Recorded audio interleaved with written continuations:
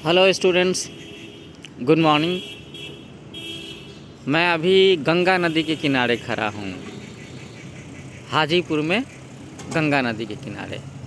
और आपके सामने में पुल दिख रहा होगा, गंगा नदी दिख रही है और एक नाव दिख रही है। इसके साथ ही मैं आपको एक बड़ी सी नाव दिखाता हूँ। ये तो अभी अभी हम लोगों ने बातें शुरू की नदी के बारे में और नाव के बारे में। और नदी और नाव की बातें करेंगे तो पुल की भी तो बात होगी ना। पुल पुल जिनके बनने से धीरे धीरे नाव का अस्तित्व, नाव का महत्व, नाव की उपयोगिता कम होती चली गई, है ना।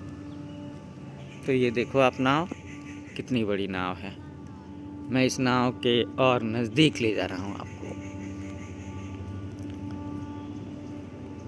तो जब बसें नहीं थीं, जब रेलगाड़ियाँ नहीं थीं, तो नाव ही तो हुआ करते थे और नाव ही जोड़ते थे लोगों को एक देश से दूसरे देश, एक गांव से दूसरे गांव।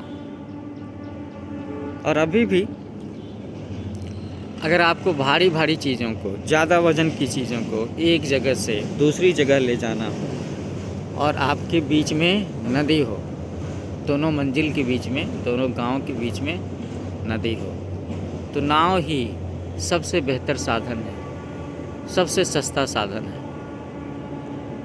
चीज़ों को एक पार से दूसरी पार ले जाने का। Economic means of transportation. ये देखो नाव,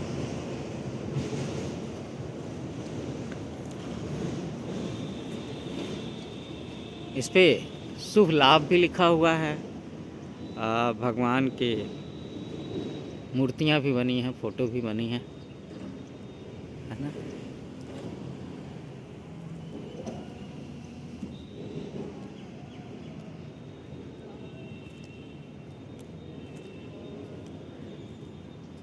और ये जो हिस्सा है, ये बड़ा ही इम्पोर्टेंट हिस्सा है। यह तय करता है कि नाव किस दिशा में मुड़ेगी। और अक्सर ये नाव के पिछले हिस्से में लगी होती है ना। स्टीयरिंग व्हील तो सामने होता है और ये पीछे लगी होती है। शायद कुछ नाव में आगे भी लगी होती हो। और आप देखो, ये नाव के नीचे के हिस्से में ये एक बड़ा सा पंखा लगा हुआ है लोहे का। इस नाव के और नज़दीक जा रहा हूँ मैं, दूसरी तरफ से भी दिखाऊँ आपको नाव को। कुछ बच्चों को टाइटैनिक की याद आ रही होगी तो ये टाइटैनिक तो नहीं है, लेकिन ये एक नाव है, पुरानी सी नाव।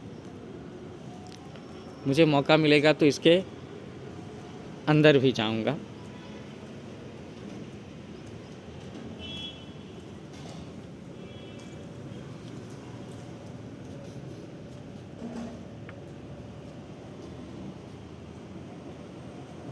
इतनी बड़ी है ये नाव।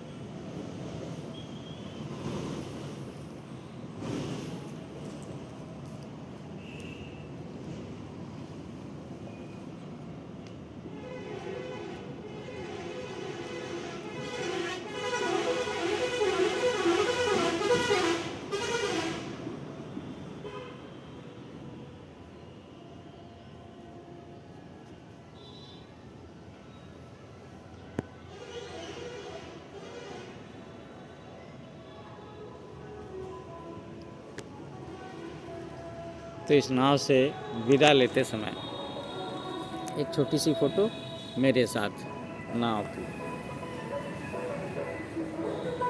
Thank you for watching. फिर मिलते हैं कुछ ऐसे ही दिलचस्प नज़ारों के साथ में।